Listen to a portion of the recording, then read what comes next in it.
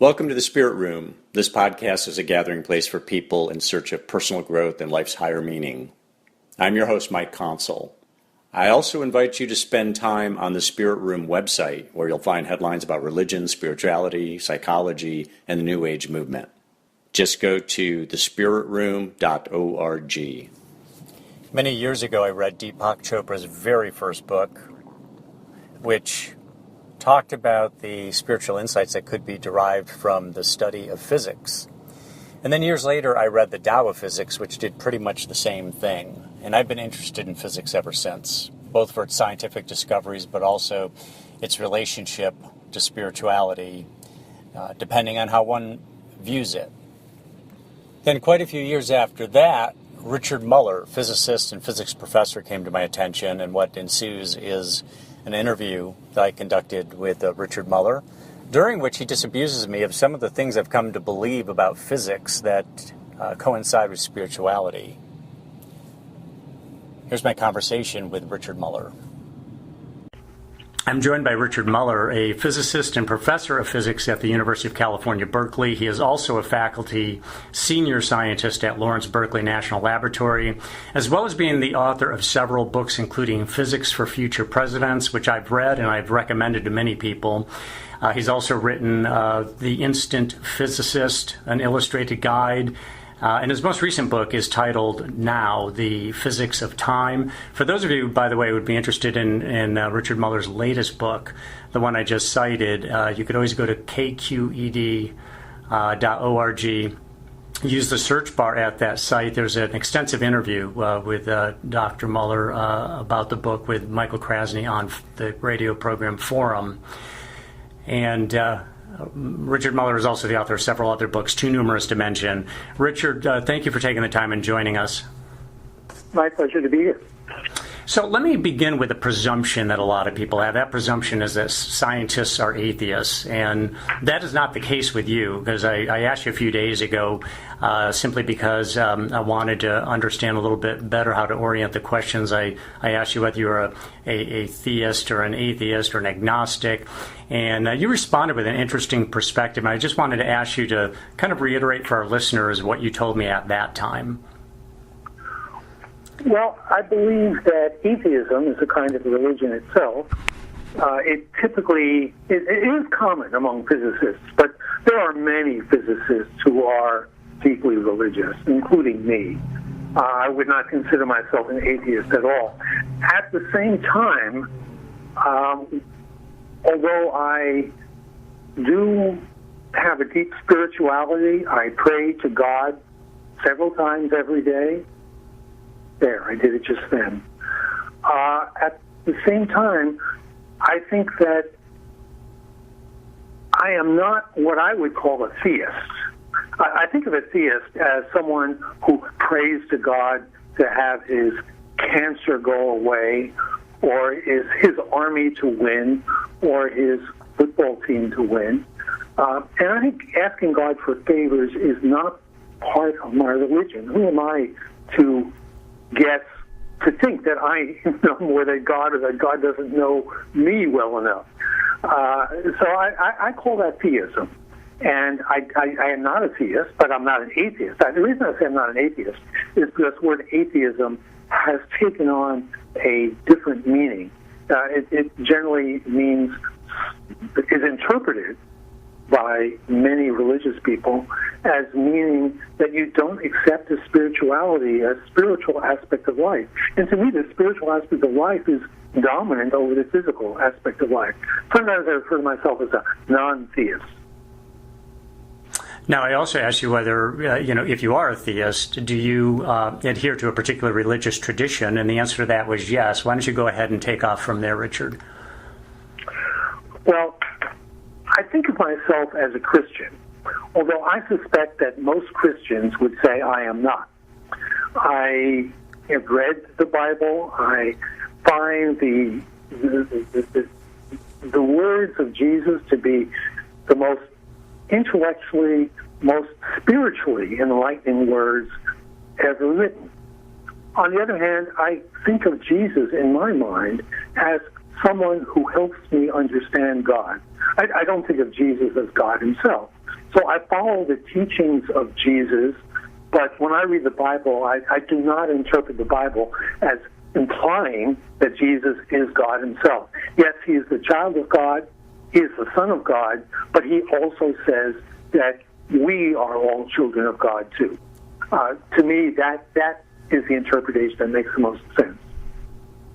Now, you, when you talk about your belief in a higher power, or maybe, again, I'm using the word belief, which you kind of eschew that, it sounds like you believe in a non-interventionist God. Some people believe in an interventionist God. For instance, you pray for something, and then God takes it under advisement and gives you a yes or a no. It sounds like what you believe in is a non-interventionist God. Well, he intervenes in the spiritual realm. I feel one of the things I can do, my prayers are relatively simple. Most of it consists of thank you. But another prayer which I consider legitimate is the prayer saying help. But help doesn't mean make my cancer go away. It means give me spiritual strength.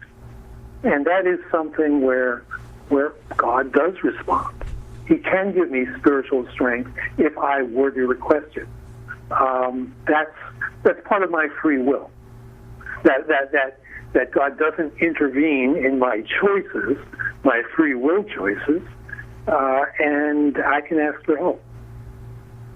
So your view, getting back to Jesus Christ for a moment, your view on Jesus Christ is consistent with a lot of people I've known in that they don't necessarily consider him the Son of God, but that he was an example of an incarnation of God, and basically was saying, you are all incarnations of God, and you all are going to be resurrected, that my life is a living example of really what you are. He lived a life that was maybe highly amplified in a way, and but was trying to deliver a message that was grossly misinterpreted over time, at least in the estimation of some people, and perhaps you, Richard. Well, I have a affinity for much of what you just said. I'll quibble with a few points. The issue of a resurrection, will I be born again with my memories intact and see my mother in heaven? That's something that I don't accept. But the fact that God is present, as you mentioned, I don't like to call that my belief. A belief is something like, well, I believe that the president will do the right thing or the president will do the wrong thing. I believe in Santa Claus. I believe in Tooth Fairy. To me, God is obviously present. He is here. I can talk to him. He talks to me. This is just something that is so evident. It's not based on a belief. It's not based on something my mother told me. You should believe in this. It's based on my own experience. Think of it as a revelation, something that I can experience anytime I want. I'm doing it now just because you reminded me of it. And it's such a wonderful thing to do, to sense the presence of God. Why did you pursue a career in physics, Richard? Well, I think part of it had to do with understanding the physical world. The physical world is explainable by some simple rules. We can't calculate everything. We can't calculate what is going to happen in detail in the atmosphere or the ocean. We can't predict the weather. But we can really understand what's going on in the physical world. It is something that physics is the fundamental science of that. The tool of physics is mathematics, and it's a wonderful thing. It's a very empowering thing to study. When you study physics, you're never intimidated by new developments in high technology. In fact, you usually see them coming a decade before anybody else sees them coming. And then when they come, you know how to use them and you know what they mean.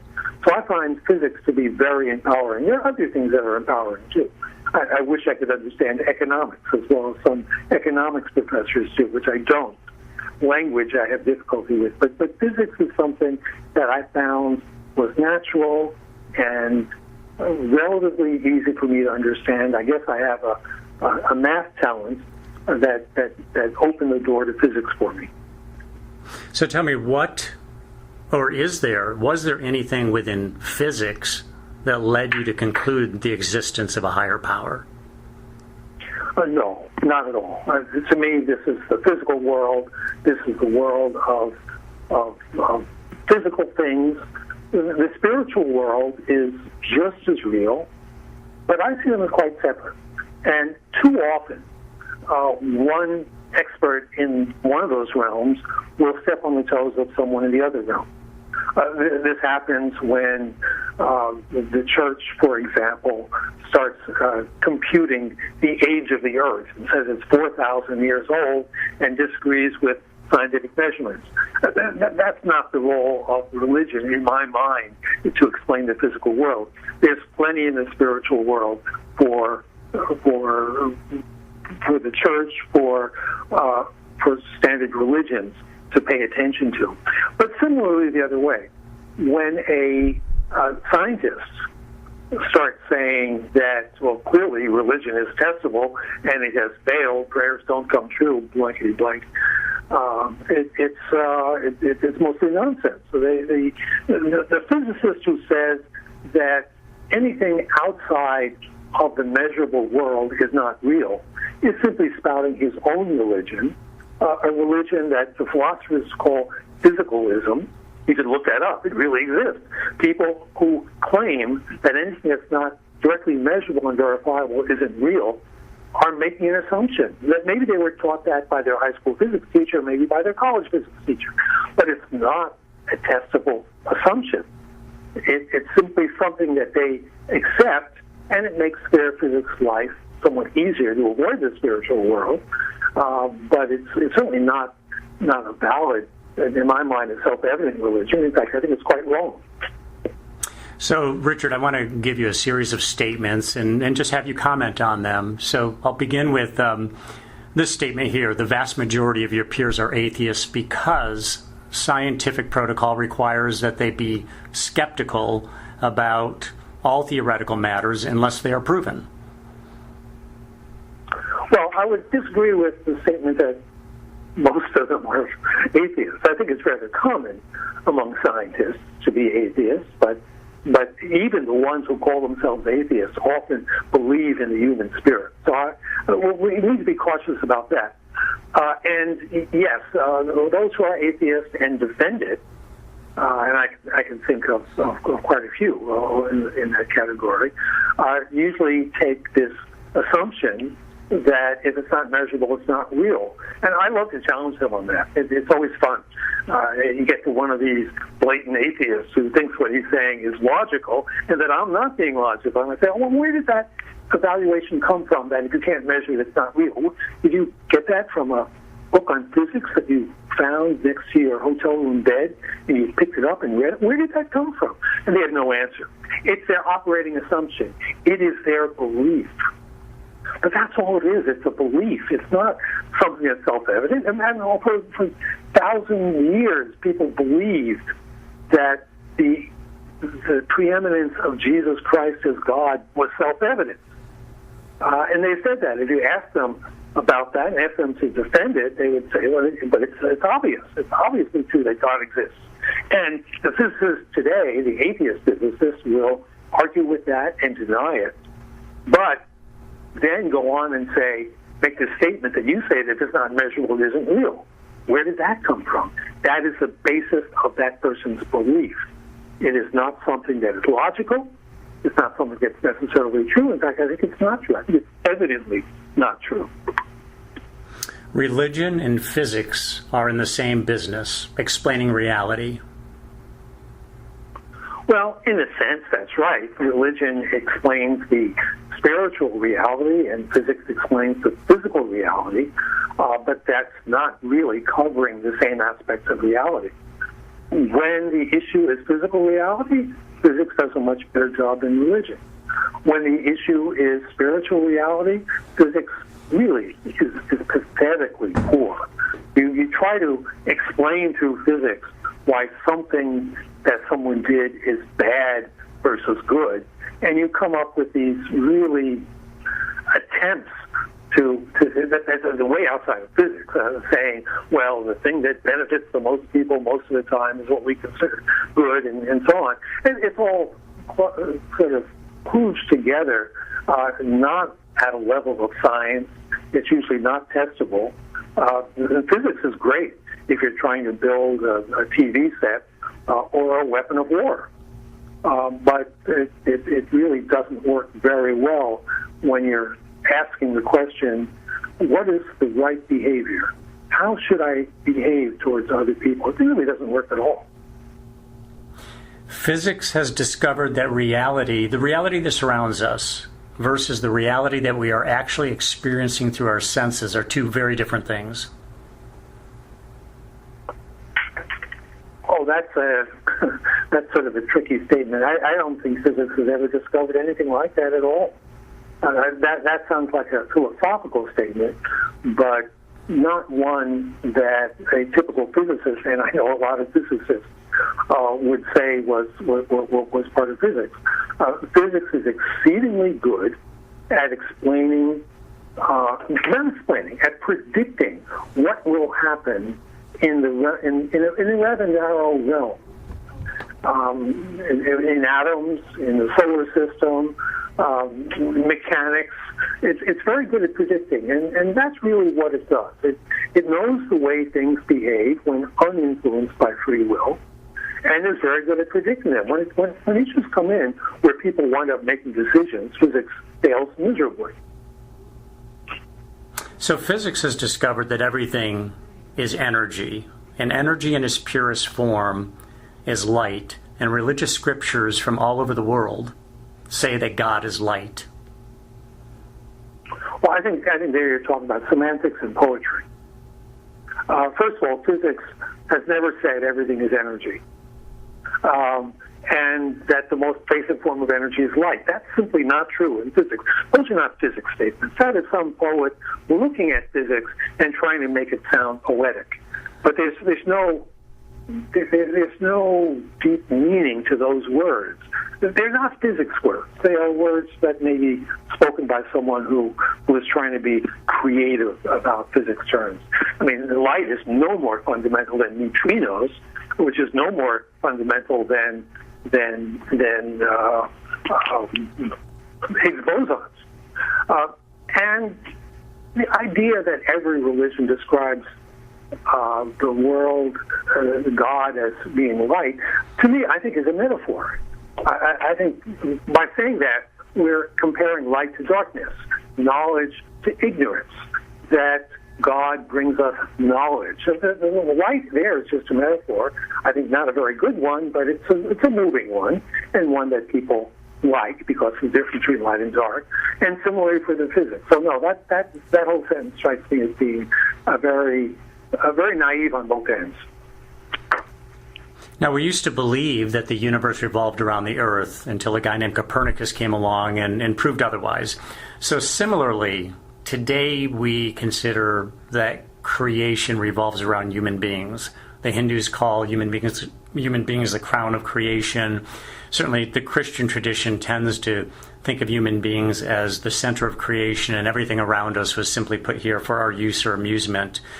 What are the prospects for a Copernicus of cosmology to come along and prove that mankind is not the center or crown of creation, just as we figured out eventually that the Earth is not the center of the universe?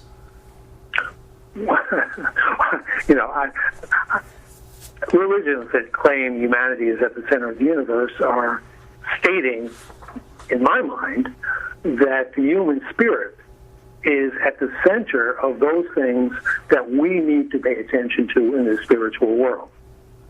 And that's a fine statement. If we were to discover there were beings all throughout the universe, would they be included in if they were also religious, spiritual beings? I don't know. But the statement that humans are the center of the spiritual universe strikes me more as a statement of, in our religion, we pay attention to humans. This is what we care about. The rest of the world is too distant and too far away and too complicated. Let's concentrate on humans. Now, not all religions do that. Many Hindus regard other animals or even inanimate objects as being just as important as humans. There's famous stories of the sacred cows of India. If you kill a cow, you are in big trouble by people who consider it equally bad to killing a human. So I think these statements about the central part of humans it's a reasonable approach to say let's emphasize the importance of humans in our spiritual world. But that's all it is. There's not going to be any spiritual discovery. Someday, maybe 100 years from now, everybody may be won over by religion that says animals are just as important as humans. They have a spiritual existence just as real as us, as the Hindus say today. But those kind of changes in organized religion don't really interest me very much. My religion is not part of any organized religion. It's more of I think of a direct connection to God. It's a way of seeing other people's souls. It's the source, in my mind, of empathy. And empathy is the origin of doing good. When you realize that other people are as real as you are, when you recognize that they have a soul as real as your soul, then how could you ever hurt them on purpose? It just seems wrong. And I think this spiritual recognition, in my mind, is the origin of distinctions between good and evil. The placebo effect points to the power of the human system's ability to heal itself and the human mind's ability to actually influence the physics of a given situation. Well, I think the placebo effect is it's part of psychology. And I think of psychology as an attempted science. It hasn't yet reached the perfection of some of the more advanced sciences, but it's valid and it teaches us many things. But in my mind, that's separate from the spiritual world. Yes, the mind can affect things. Some philosophers draw a distinction between the brain and the mind. They do that to think of the mind as the spiritual part of the brain, and the brain as the physical part. We certainly know the brain can affect the way we live. There are ways in which we don't understand the way the brain works. Why are some people highly motivated to go out and do things, and other people are simply they're just depressed and they don't want to even try? Is this spirit, or is this some chemical in the brain? The brain isn't functioning right. These two concepts are frequently confused. But the brain does have enormous power to heal. What is it when I cut myself? What makes it heal itself? Is it the local cells responding? What are they doing? How do they know to heal? Is my brain playing some role in that? Well, many people think the brain is playing some role at a subtle level that we don't fully understand. I had the wonderful experience of having my mother-in-law remove a wart using purely mental procedures. It was fascinating. I don't know why it works, but I think someday we will, and it will be a physical result, a biological effect, not spiritual. How did she do that? Was it that she concentrated on it, she projected mental energy, or was she using kind of the hand above the wart and transmitting energy? What were kind of the mechanics of it, if you understood what she was doing at all, Richard? Well, why it worked, I don't know. I assume it's psychological, but it was my daughter who had this wart that had been there for a year, and I knew that she had claimed she could cure warts, so I asked her when she was visiting, and so she went through this procedure of taking a potato and cutting it in half and holding it above the wart, and then going outside and burying the other potato, the potato, and then incanting wart, follow thy brother. Those are the words. And a week later, the wart was gone after I had been there for a year. It was an amazing thing to watch. I'm sure there's some sort of, this will be understood someday, how it is that a young girl, in this case, I don't think she believed her grandma, and yet it worked anyway. So How does this work? We don't know. We know that psychology plays a major role in your feeling of well-being, in your healing, for many other things. And we don't leverage it very well in modern-day medicine. Someday we may. But I don't think of this as a spiritual effect. I think of it as simply a biological effect, including psychology that we don't yet understand. I may be wrong, but that's my best guess. Interesting. So reality... There are many things in medicine that worked before we understood them. Exactly. Even things, medicines that people use. And the ancient Jews used to believe that the only valid cures were ones involving prayer and ritual washing. And so the old rabbis would apply the medicine and then tell the Jewish patient to pray over it. And the Jewish patient thought it was the prayer that was working, not the medicine. So there's this long history of people believing that the spiritual is the way to heal things. And I think that has to do with this enormous control of our psychology that we don't fully understand. My dentist tells me that he has a couple of patients who are Buddhists, and when he does a root canal, they don't want any medicine. They just sit there and get their root canal. They don't feel the pain because they put their psychology above it. And there's a great deal about psychology we don't understand. Reality is malleable, as is proven by the fact that the simple act of observing or studying something in physics changes the nature of what is being observed. Well, reality is malleable. I pick up my pen and I put it down there. I change reality. So that statement sounds trivial. You don't have to invoke quantum mechanics. The fact that when you measure something, you change it, yes, that's true too. It's also true that the reality of my pen, which I have here on the table before me, is about to change. There, it just changed. I moved it. So again, this is a sententious comment. This is trying to make something really deep out of a principle in physics that maybe the person who wrote it doesn't fully understand. The fact that measurements change things, in my mind, is not a very deep aspect of physics. It's something I'm familiar with. We use it every day. It's well understood. It's just part of the physical reality. To draw a deep kind of semi-spiritual conclusion from that strikes me as wrong-headed.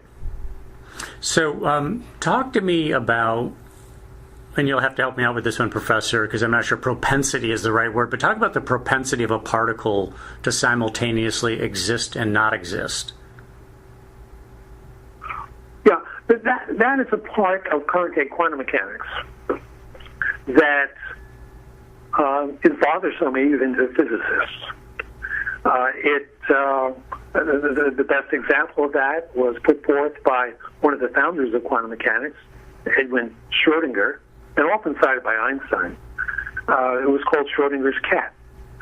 And what it says is you put a cat in a box, and you make a mechanism that will kill the cat, but only on a probabilistic. Maybe it's run by a radioactive decay, which may or may not happen inside the box. And after the box has been closed for an hour, if the radioactive atom has a half-life of an hour, then there's a 50% chance that the cat is dead, and a 50% chance that it's alive. According to current-day physics, we do calculations by assuming it's a 50-50 chance, but neither has actually happened until you open up and observe the cat. Now, Schrodinger, founder of quantum mechanics, considered this absurd. So did Einstein. They thought this was enough to exclude quantum mechanics as being a description of reality. And I think they're onto something there. I think this implies that we need to come up with a better explanation. The problem is this hypothesis, this there and not there simultaneously, is something that tends to predict different results under circumstances. The whole concept of quantum physics allows you to make experiments that could test this hypothesis. If the cat is there or not there, we call that a hidden variable. He's really there or not there. We just don't know it. It's our ignorance, not a part of physics. But when we test hidden variable theories in physical systems, they're always proven to be wrong. So my interpretation of this is that the present-day quantum mechanics is not going to be the final answer. We will understand it differently someday, but right now there's no experimental evidence that goes against it. That's not very clear. This whole issue of entanglement is getting a lot of newspaper coverage these days, and that's what it is. The entanglement theory basically says things can exist in two different states simultaneously. Does this mean people? Is a cat a person? These questions are beyond our understanding of physics right now. I think someday we may understand these things better, but we don't right now. All the evidence seems to be that this interpretation of quantum mechanics, however, is the best explanation we have. There are thousands or even millions of unseen forces at play that physicists and other scientists have yet to discover. Well, I mean, if I look at a particle of dust and it flutters around, it's being hit by lots of air molecules, and that's what causes it to bounce around. Sure, I haven't discovered the position and velocity of every air molecule in this room, and quite frankly, I'm not interested in doing that. If by forces you mean different kinds of forces, then I think that's not true. I think it's very likely we have discovered all the kinds of forces that exist. There's gravity, there's the radioactive decay force called the weak force, there's the strong force that holds nuclear together, and there's electromagnetism. I think that's very likely it.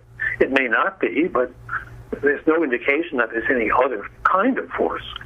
But as for the forces that will determine whether when I walk outside a raindrop will hit my nose, that's forces up in the clouds.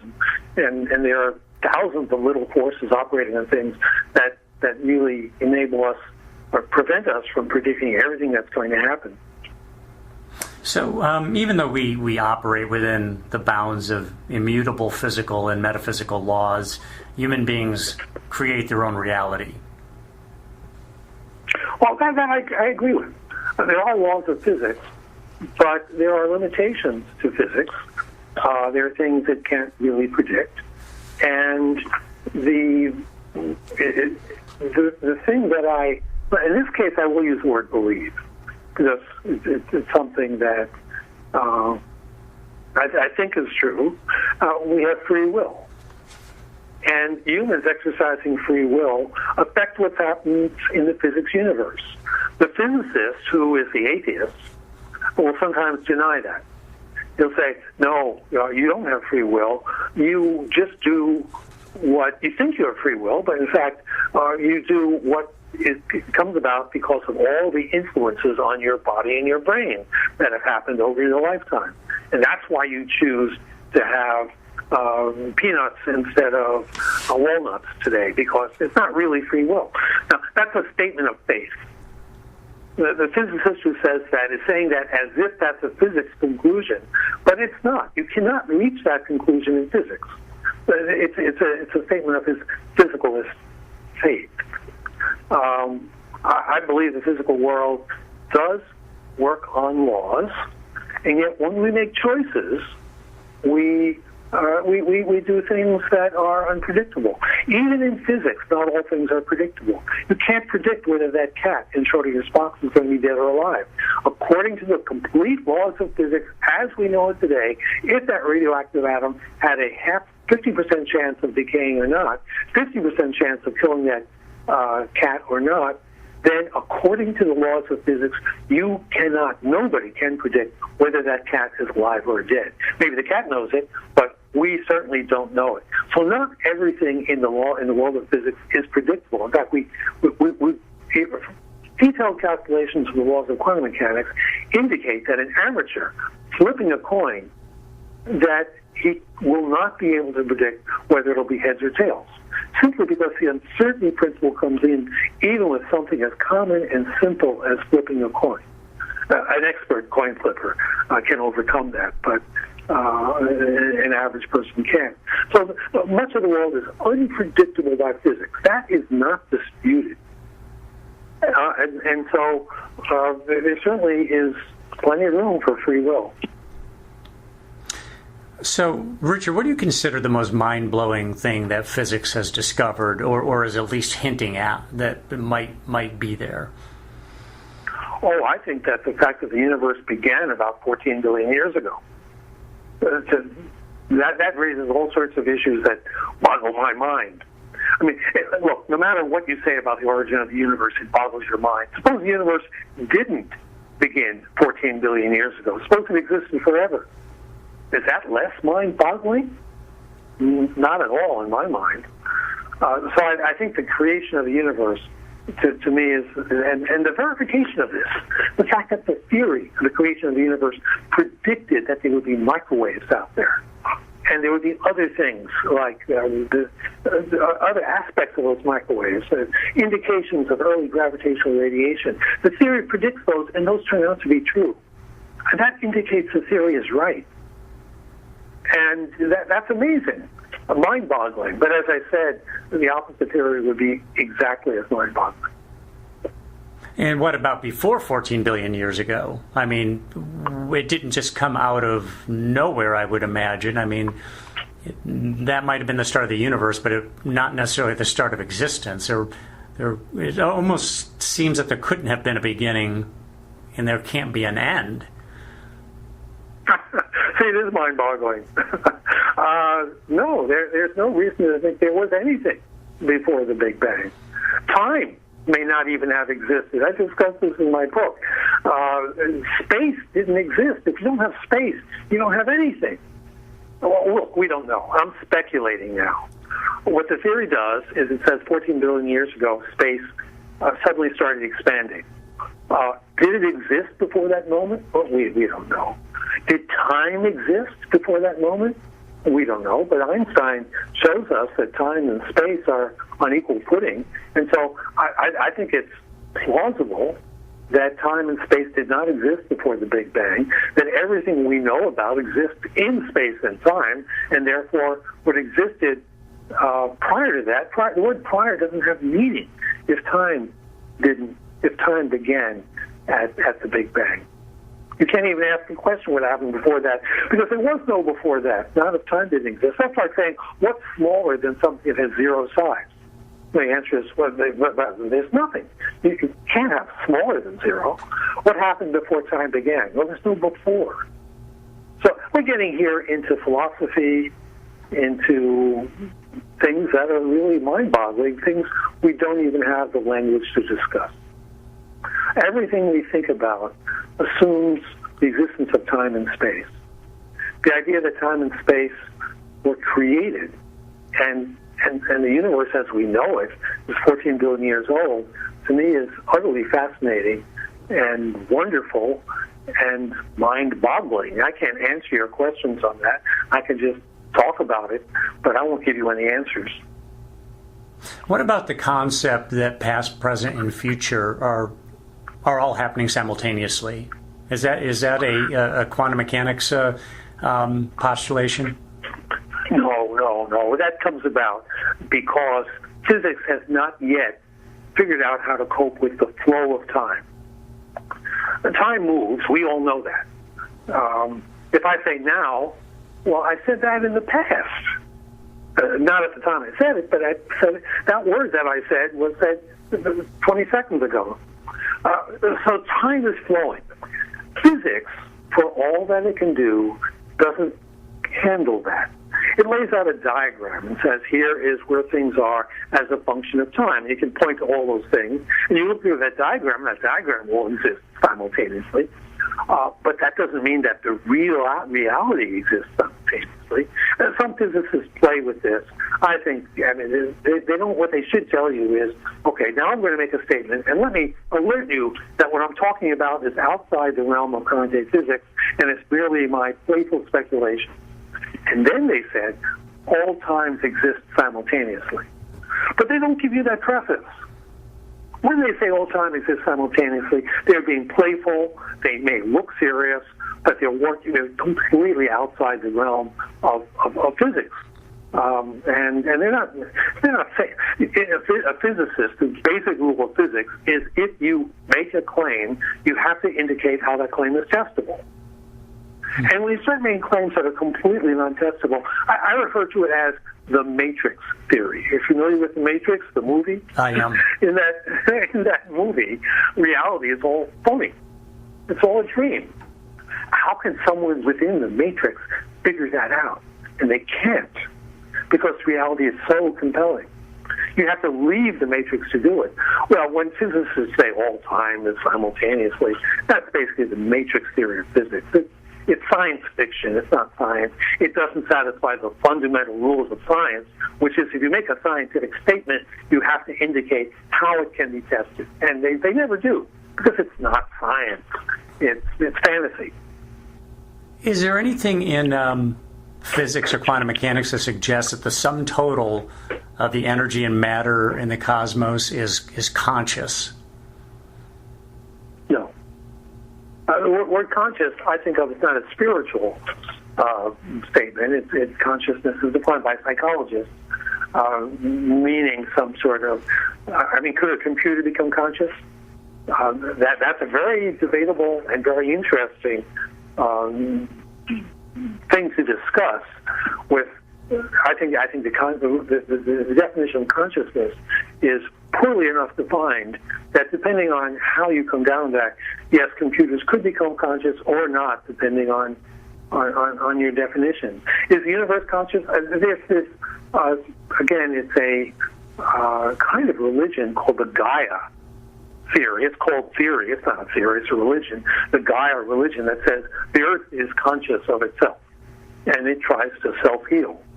And that, to me, what I see here is a reversion of people who have been unhappy with modern religions.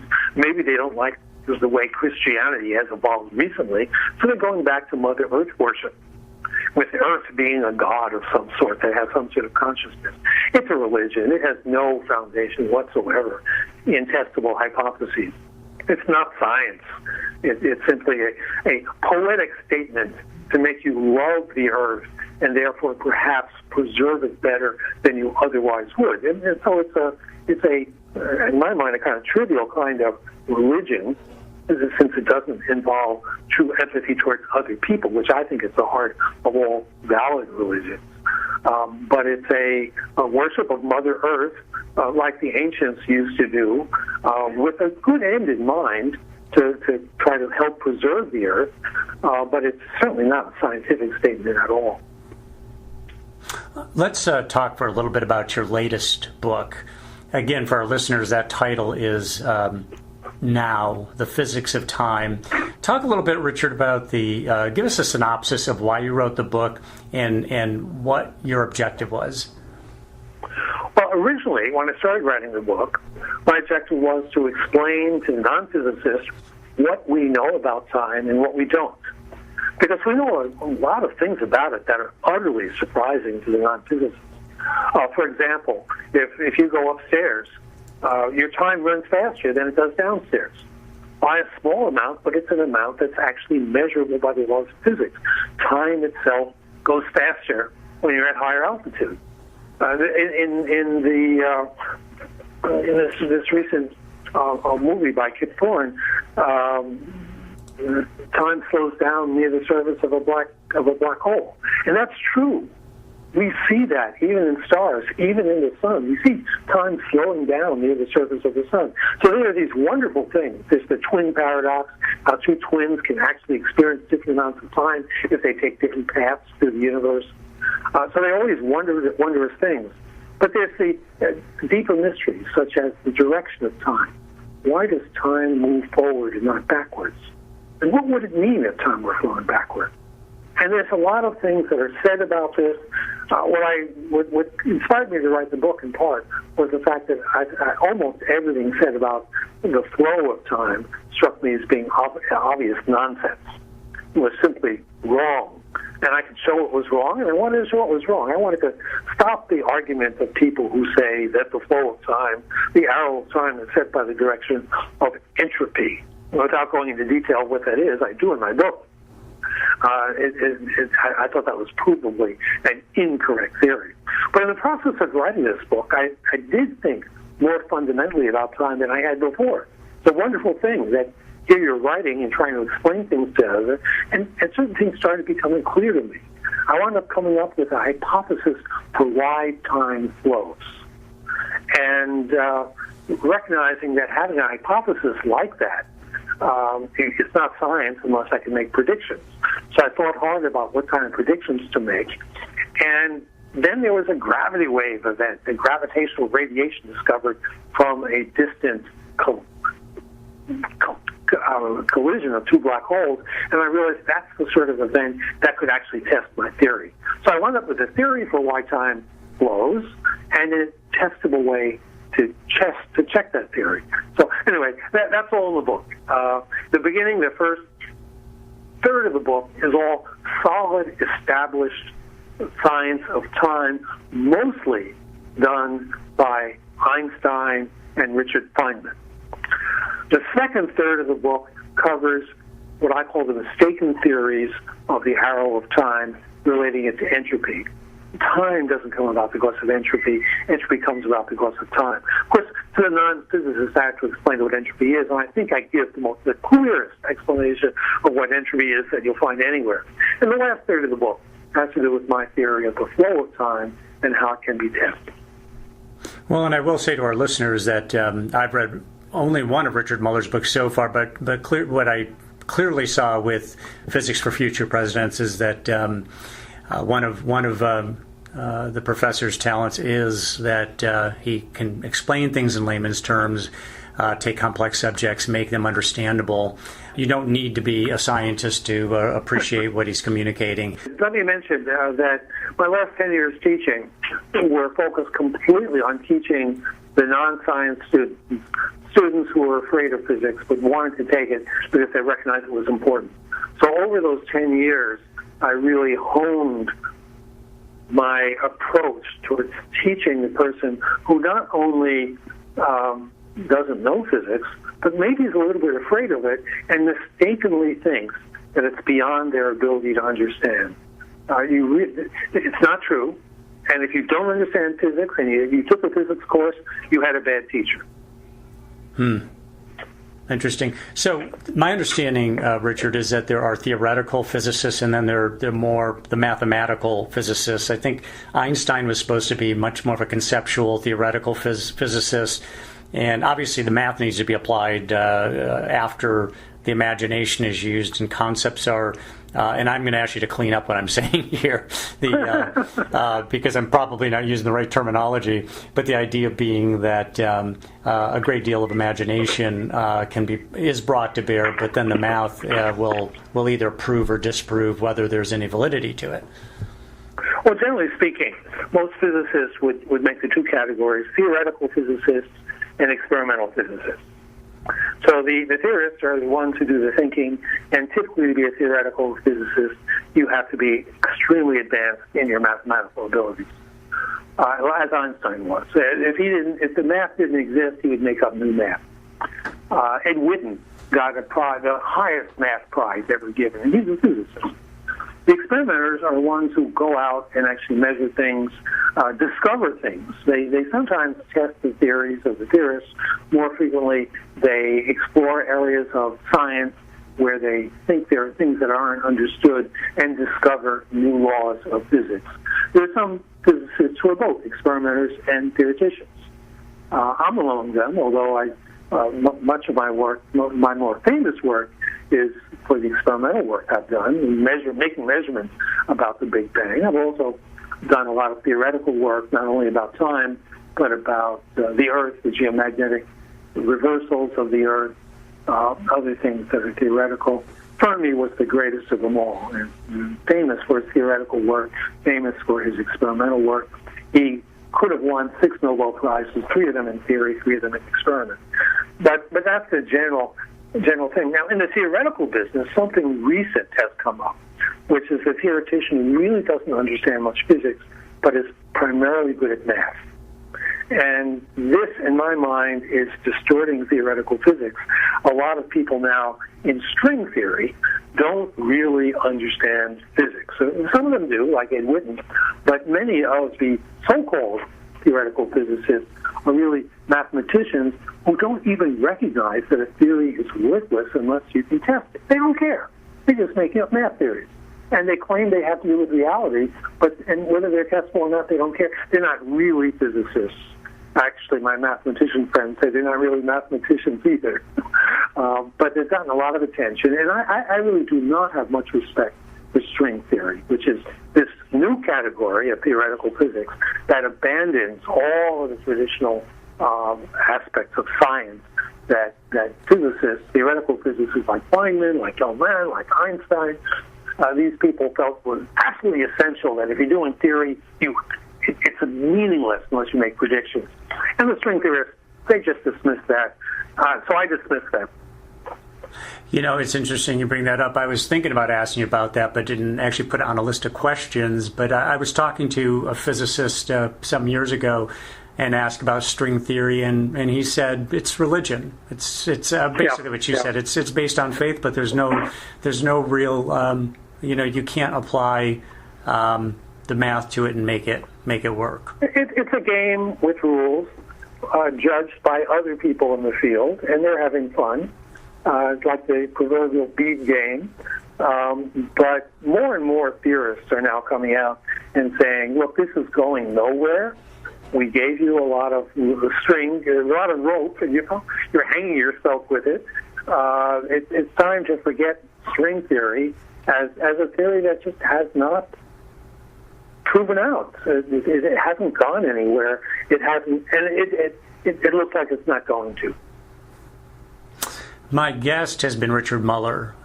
See, there I am talking in past tense, Richard. The moment is gone. My guest has been Richard Muller, physicist, professor of physics at UC Berkeley, and also the author of numerous books on physics.